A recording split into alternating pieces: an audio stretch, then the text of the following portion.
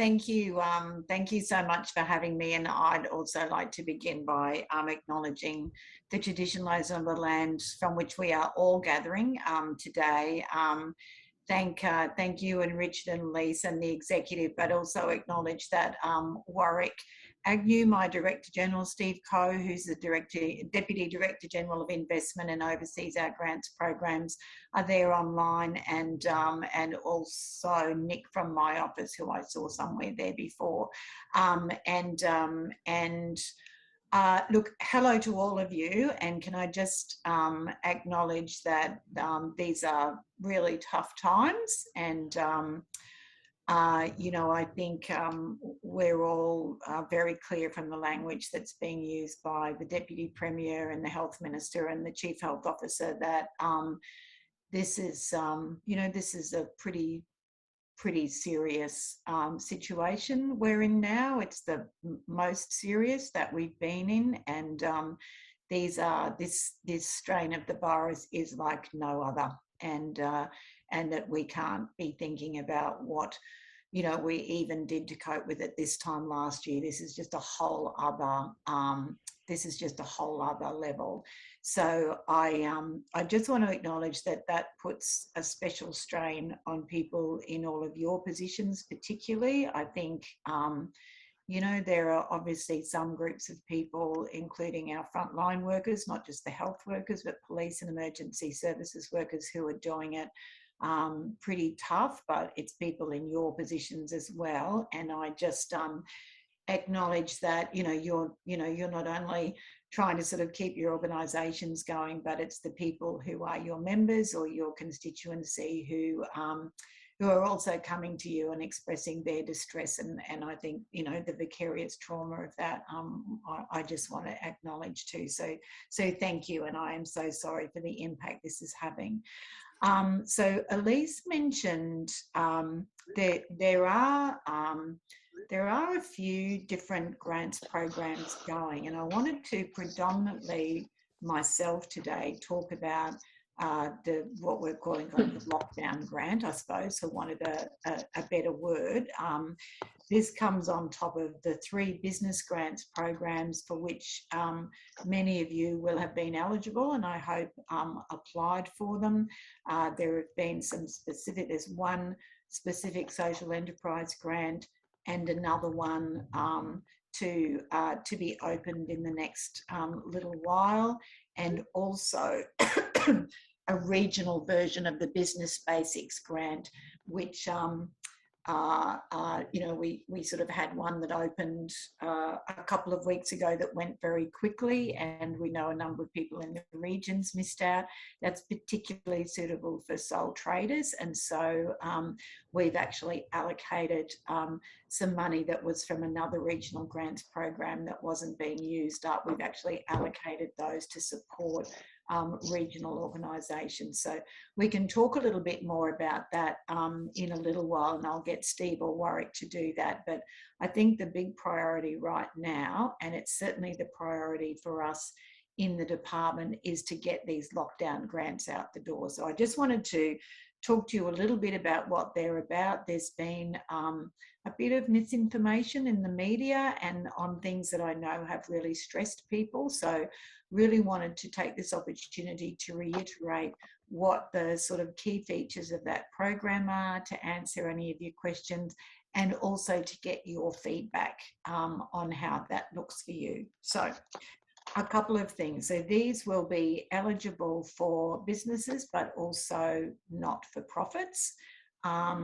It will provide, it's a grant of $5,000, and it is in recognition of the fact that even though we've had short, sharp lockdowns in Queensland up to this point, the other one was only a month ago, and we are very aware of the stress that those successive lockdowns have had, but particularly the other one that was so recent. So organisations that are eligible must have a minimum turnover of $75,000 and up to a payroll of an annual payroll of $10 million.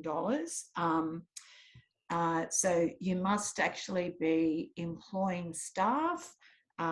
You must have an active ABN. Um, a lot of people, just because of the experiences of the last couple of business grants, which ran out very quickly, have been really worried that they're going to miss out. That, if you're not first in, then it'll all be gone within a day or so. We've allocated $260 million to this, which is it's based on our projections on the number of businesses we think are eligible. And literally, that grant program will be open for 3 months at least. We've said 3 months because we figure that's enough. But literally, if you are eligible, you will get that money. We also, just listening to what people have said to us, excuse me, on previous grants programs, which is that, kind of the thing opens and, you're just sort of, there it is, and you've got to scurry around and do all of these things. So 2 things on that. One, when it opens, you'll have at least 2 weeks. When we announce the guidelines, which we hope will be in the next day or 2, you'll have at least 2 weeks to just kind of get all your bits and pieces in order, to ring the department, contact our hotline, go through our website, and just, ask any question you want. And please, there is no such thing as a stupid question. Just ask, because their chances, if you want to know the answer to it, then so do, hundreds of other organisations. So use that time to just ask any question at all if it's not clear. We do want, excuse me, we do want this to be as simple as possible. So I've also seen a fair bit of information in the media about how, you're just going to have to spend all this money on getting an accountant to prepare your paperwork for you. That is not true. We do have to have a certain level of accountability and transparency, but we want this to be easy. So if it has to be, you have to show a 30% or more reduction in turnover compared to a similar period. And we're not making it compared to last year, because last year was completely, I think, that we all just want to forget that.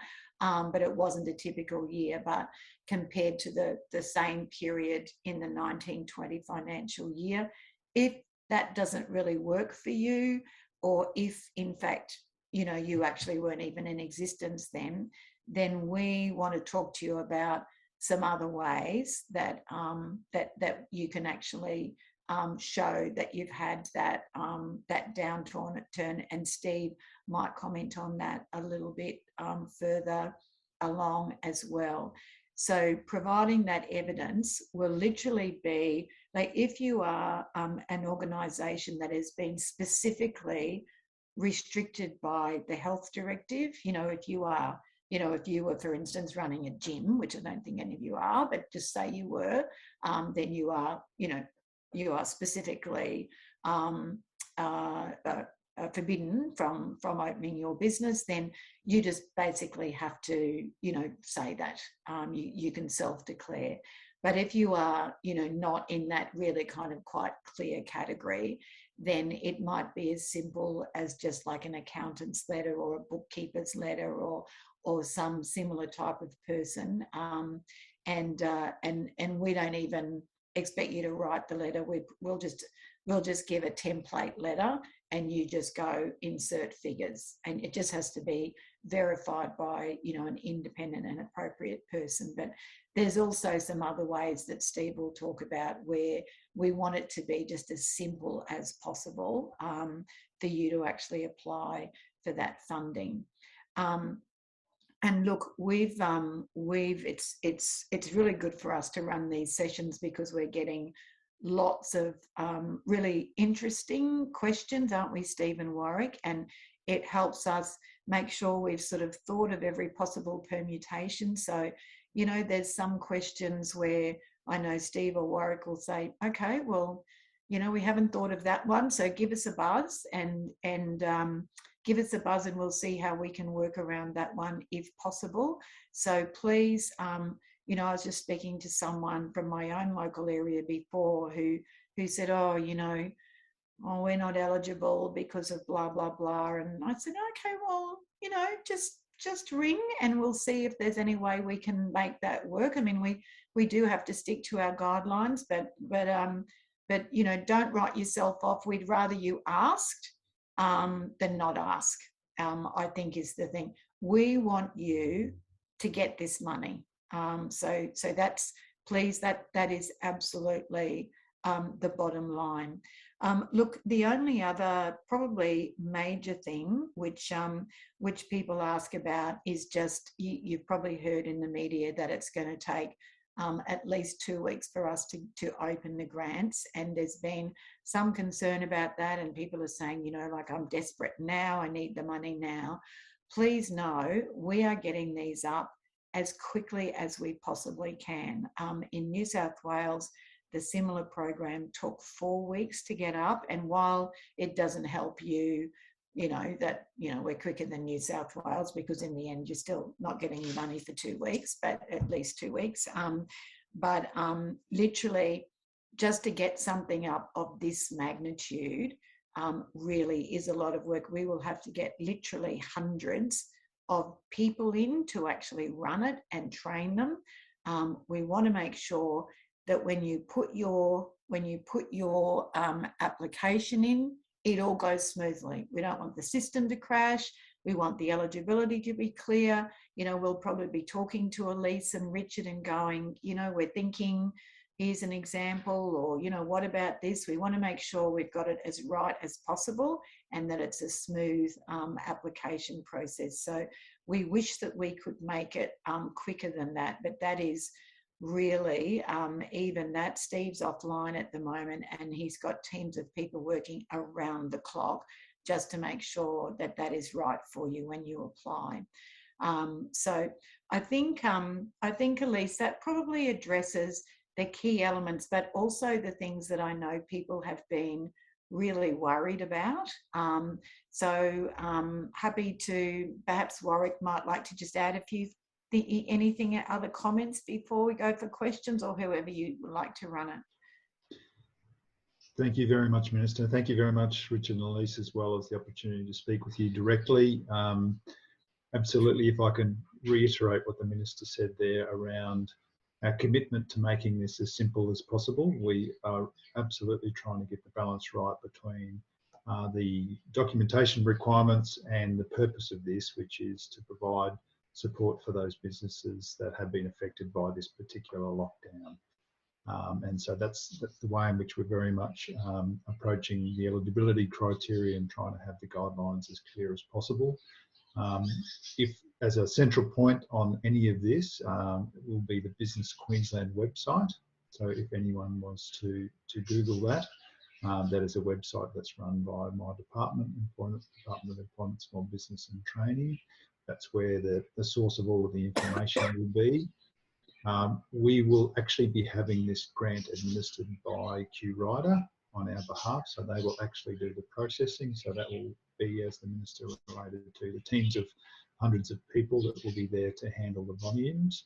But the gateway to this is through our department, and there's a hotline number there as well that anyone, if they need to or want to ask a question, they can use that number, and that's a source of advice as well if there are any uncertainties as this unfolds. And also we are ensuring those teams are stood up for that duration as well, that 3-month period that the Minister referred to in relation to that, so that we are aware of the potential volumes of applications on this, and so that there is time for businesses, for social enterprises to bring their information together and to apply in their time.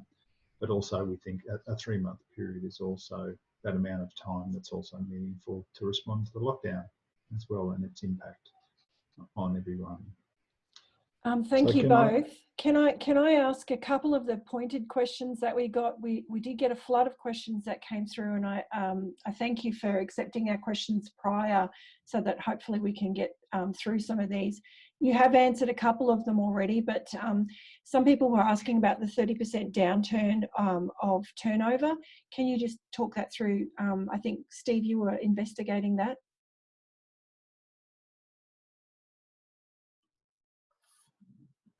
Fantastic. Thank you, Elise. Afternoon, everyone. It's Steve Coe here from the Department of Employment, Small Business and Training, working closely with, of course, Minister Farmer and Warwick in terms of the rollout of the new grant program. And as the Minister and Warwick outlined, it's just so critical that we provide the support to the community at this time. So we're absolutely dedicated to rolling this out as quickly and as efficiently as we can at the moment. In terms of the 30% turnover requirement and the question there, as the Minister indicated earlier, we are planning on measuring that against a 1 week period. So a 1 week period that occurs over the period of this lockdown. So it could be a 1 week period that has an element of the duration of the 8-day lockdown, and then it can be compared against the same time period in 2019 in either July and August, depending on your business records, and as the Minister indicated, your declaration by an accountant or appropriate tax agent. Or if that is a difficult circumstance, and we, as the Minister indicated, we're trying to make this as streamlined as possible for businesses where you may have started your business since 2019, or you've had a differing business circumstance over that period of time. We are also allowing for another appropriate comparable period of time for that 30% turnover reduction. So we are trying to really add that flexibility into that requirement. As the Minister indicated, we're also looking to do that in 2 ways in terms of the evidence for that 30% turnover reduction. If the business is directly impacted, and we are currently defining that as a business that must not operate under the lockdown, they can self-declare that as part of their application form, the 30% requirement. For all other businesses right across the state, we are planning on having available evidentiary requirements and evidence around a template accountant letter or an accountant's letter from a range of different tax agents. It can be an accountant that's got a professional membership, a registered tax agent, or a registered BAS agent, to try and provide that broadness there as well. And then also, if it is easier and simpler for the business not to provide an accountant's letter, we're currently also working towards providing a BAS statements or ATO records that can evidence that turnover reduction as well. So we're really trying to provide those options to make it simple for businesses to apply for the new grant as well. Hopefully that covers that one, Elise. Thank you very much.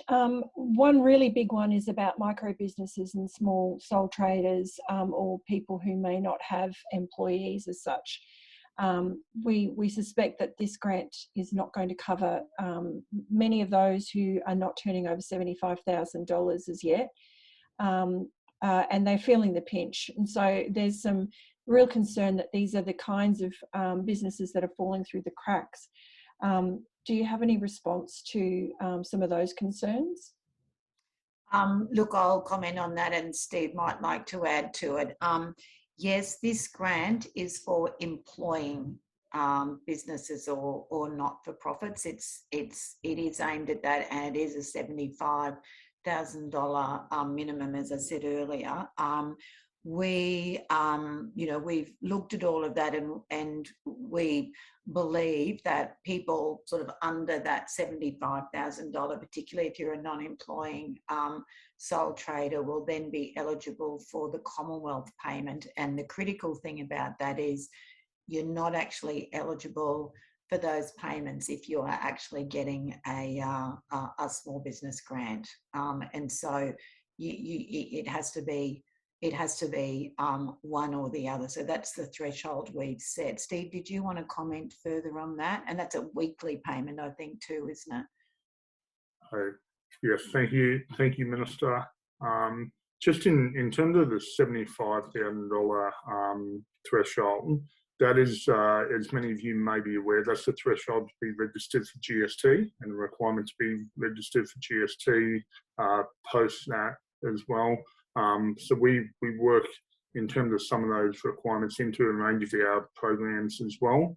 As the Minister indicated there as well, the package has been developed in conjunction with the announcement that was made on the weekend regarding the Australian Government COVID-19 disaster payment, which we would anticipate would enable that payment to individuals who may operate a sole trader business with a turnover under $75,000 and enable them to actually receive a weekly payment, which would, and that's calculated and measured based on the number of hours of work that is lost by an individual, and there's some information on the Services Australia website at the moment.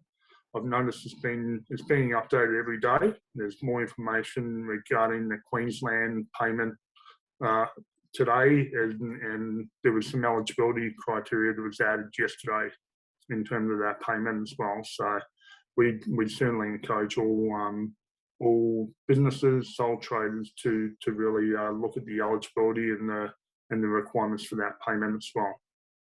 Wonderful, thank you very much. I know that there are quite a few of our members who fed back that cut-off. So members, if you're looking on our grants page, we have a link up to that Services Australia site, as well as other supply and areas that might be able to help you.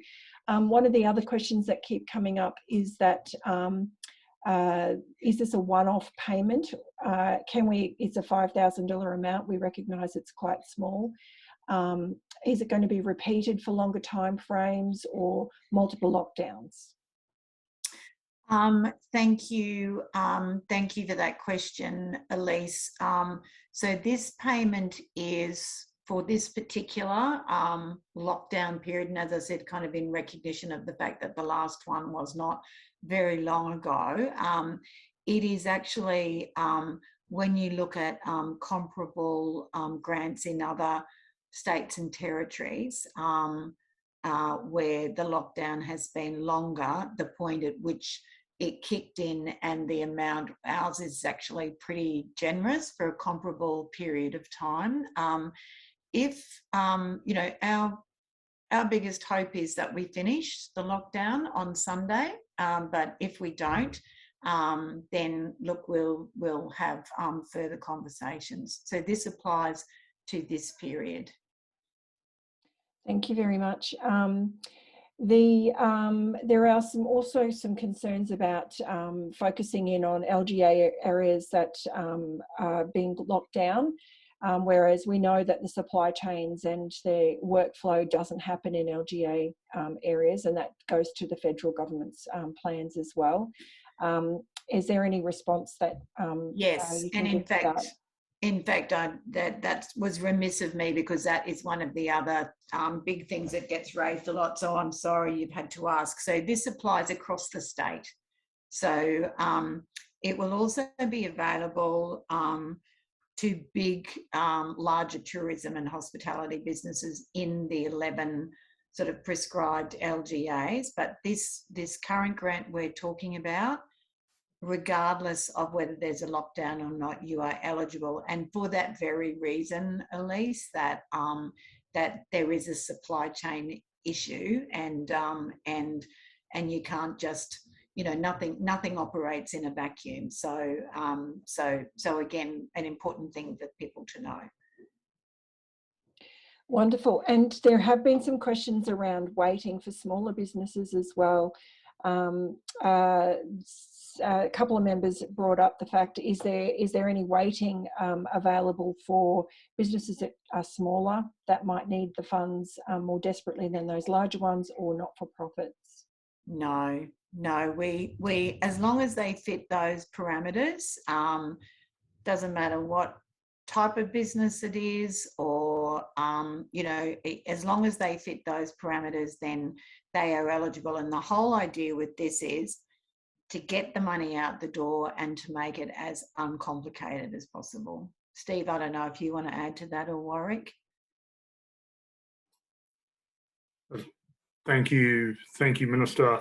Exactly as the Minister said, the beauty of this grant and this payment is that for eligible businesses to meet the eligibility criteria, we will be seeking the confirmation of that, and then the grant will be paid on that basis. So eligible businesses will receive the grant. So there's no need for waiting. It's not a competitive assessment process as some of our other programs are. This is a straight eligibility, and then the grant will be paid on that basis. Wonderful. We've just got one more from our list before we go over to the floor. But the other one is, we've had a lot of communities who have got language barriers, or people with disabilities, Indigenous businesses, a range of different abilities. They were asking if there are going to be some sort of more one-to-one or information sessions, or support for those kinds of organisations.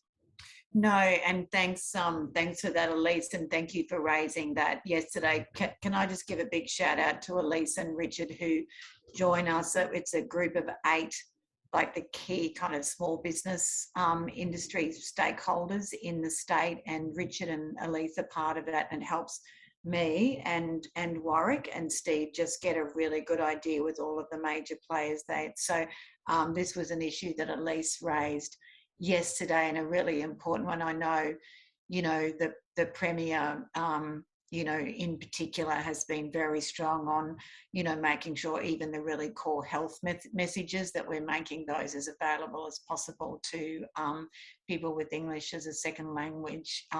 But Steve, can you just comment? You gave a really good response to this yesterday. Thank you, Minister. It's in very, very conscious of the need for accessibility and the ability to work with all of our communities right across the state in terms of accessing the new program. We have our small business hotline, which, if the key source of information, as the Minister and Director General outlined earlier, is our Business Queensland website.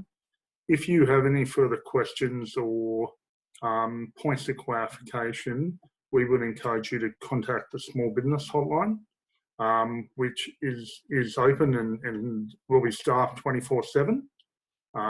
We will then, as part of that, and following up from Elisa's point yesterday, there's also a whole of government arrangement for translation services as well, and a translation service number that we find that will enable all of our communities to, through a whole of government translation service, to provide that support as well. So very happy, Elise. I'll make that the phone number for that available as well. That would be wonderful, and we'll update our website as well to reflect that. Before we flow through to the floor, we've got a couple of questions in the chat room, which I'll just point to. Terry Waller, who's one of our board directors, works with some school-based trainees who don't qualify for the federal government packages, I believe, because they're under 17 years of age.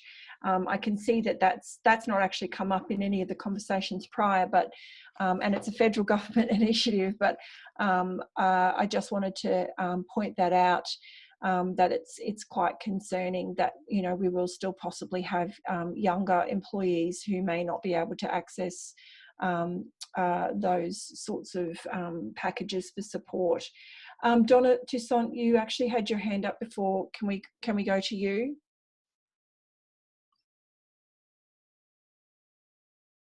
You need to. Yeah, I'm unmuted now. Can you hear me? Yeah, so we're in our 6th year of business. We've got a gift delivery business, and I've had 2 people order today. And of course, I've said, well, given the health directive by Jeanette Young, I would consider us not an essential business. So, you know, who needs chocolates and toys when people are being told to stay home? So not going in and doing online deliveries as per requested. We turn over 70,000, which is a pretty big kind of thing for a micro business. I just started to employ somebody this year at the beginning of the year between 4 and 6 hours a week casually. I also have a business partner, my daughter, who's got a disability, and, you know, I was 6 months away from employing another person with a disability. I know you've got to cut it off somewhere, but 70 and 75, I'm 5 short. You know, should I recommend that the casual employee goes for the Commonwealth? You know, she's lost less than 20 hours a week. I've got no income, and I'm certainly not going to go against the health directive for, you know, 2 sales, which is going to bring me home $200 a week. I think I've done an amazing job. I'm still here after 6 years, and I can't find any more holes. You know, I want to spend $5,000 on a website so that I can explore the online into the future. I've stepped with hope. Going to stop now. Yeah, no, thank you, Donna, and you have done exceptionally well. That's fantastic. And look, can I just and I'm gonna get Steve to respond to some of these kind of really specific questions about eligibility, particularly around the Commonwealth grants. And though, you know, I think we only know so much about those, don't we, Steve? But are you based in a regional centre at all, Donna, or? No, she's in Southeast Queensland. She's Southeast Queensland. Okay, yeah. Okay. So look, I forget. I was actually just going to say something before, and I actually can't recall what that was. So I'll just get Steve to answer those specific things and see if I can remember what that thing was I was going to say. But if I just say, and I'm not discouraging anyone in any way. What is in the health directive is not these businesses are essential and these businesses aren't. It is really reinforces what Jeanette Young said this morning in the press conference, that really people should just not be going outside unless they have to. They should not be ordering deliveries, because that means some person, although you might stay at home, it means some person is out and about. And so you are making a very responsible decision, even though you have not been classed as a, you know, specifically as a non-essential business. So I just want to recognise that you have made an extraordinarily responsible decision there. But Steve, can you answer those specific questions? Thank you, Minister. Thank you, Donna. And as the Minister said, it's amazing what you are doing and what you continue to do during these trying times. Just in terms of your question around the casual employees, so the federal government disaster payment does also apply if you've lost less than 20 hours per week. So I would definitely continue to absolutely follow up with Services Australia in terms of that possible payment. There is I believe there's 2 payments. There's one for under 20 hours a week and one for over 20 hours a week in terms of lost hours, and that payment is made weekly as well. So I think that's something that I definitely encourage you to follow up on that in terms of your casual employee as well. I'm more than happy to give you a call as well and talk through some of our other programs, some of our other services right across the department. And we run the Mentoring for Growth program. We've got a range of grant programs as well, and all of our team right across the department is just fantastic in making sure we support social enterprises, not-for-profits, and small businesses as well. So more than happy to do that after this call as well. And I think, oh, sorry, can I just also say that the social enterprise grants, that the growth grants that will be coming out shortly may actually fill some of those holes, Donna. So we're working very closely with the government around the timing of those, and as soon as we can, release the information and the guidelines for those, the members will be the first to know. So, don't give up hope. We do have more support coming social enterprise way.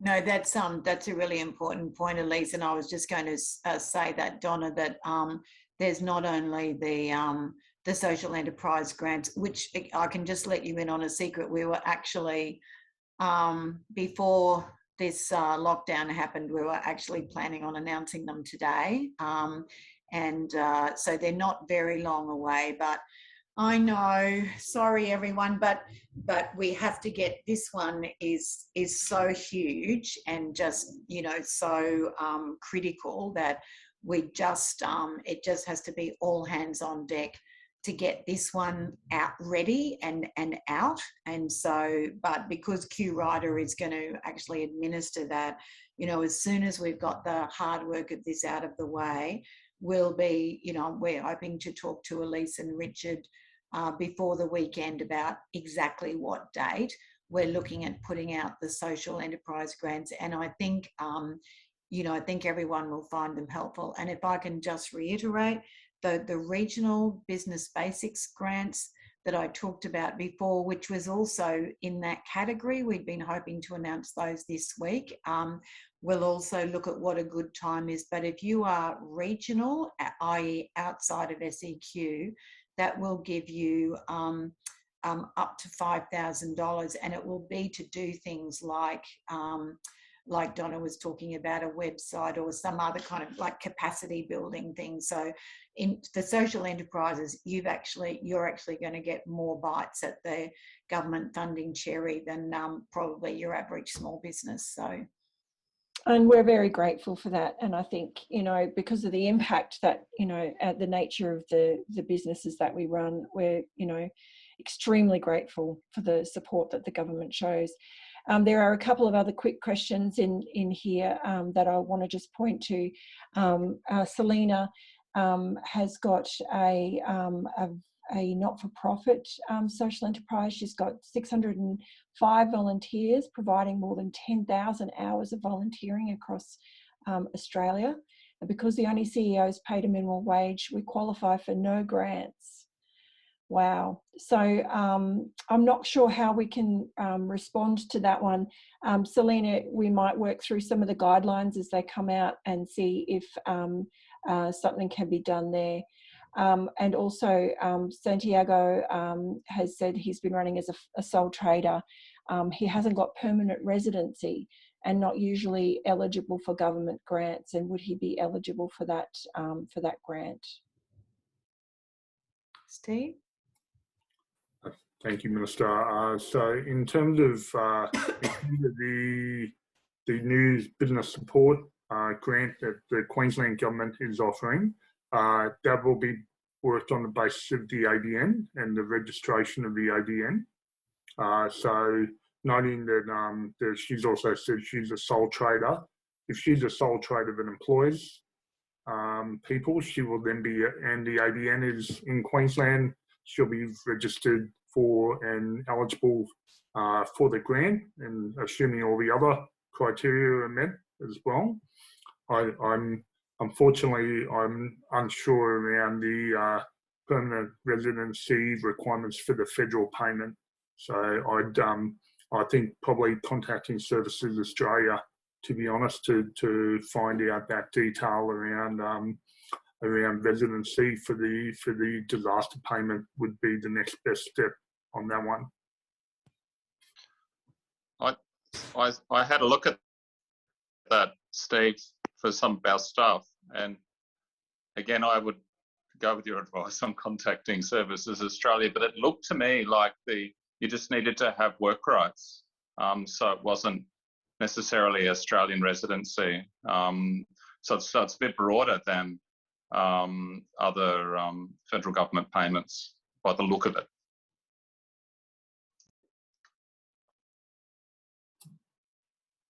That's good to hear.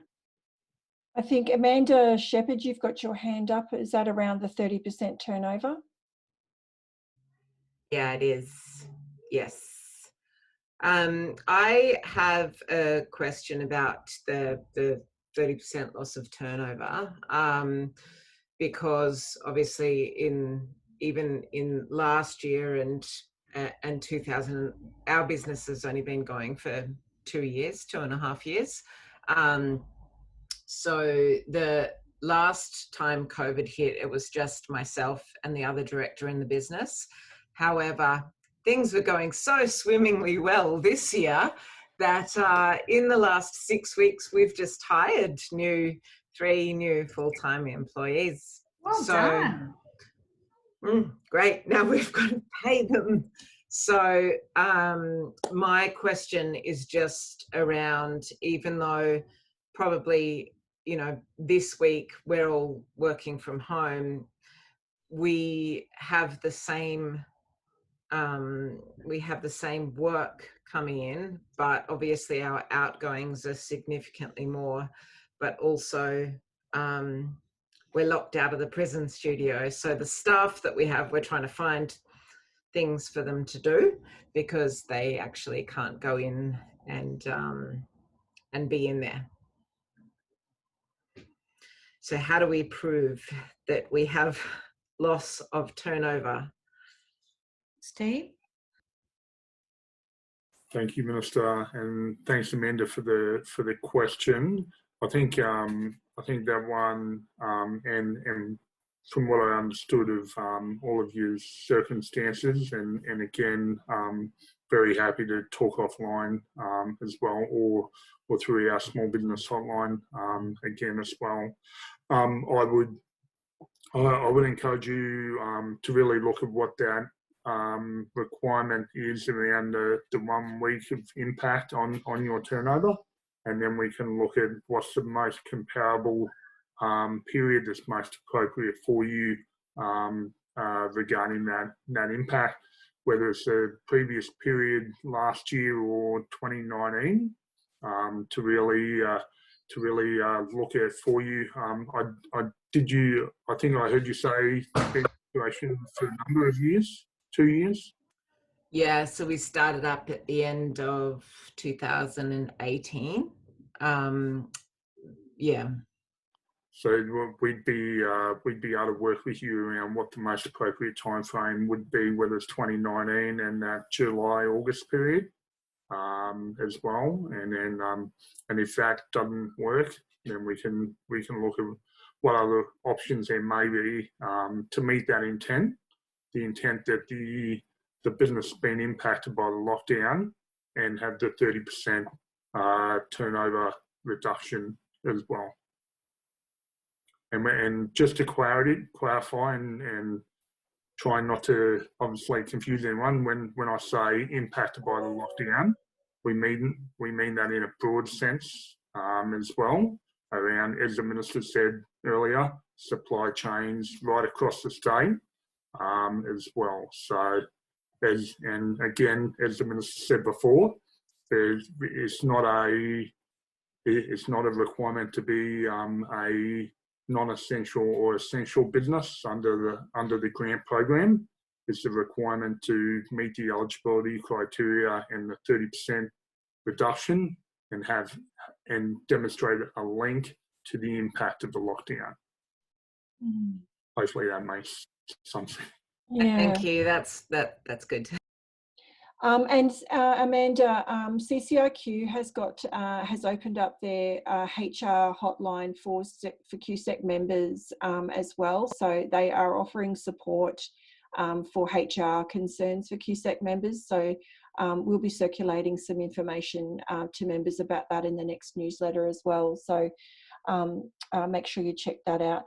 Adam Williams, 50% of profit has already had to stand down 90% of the staff this week.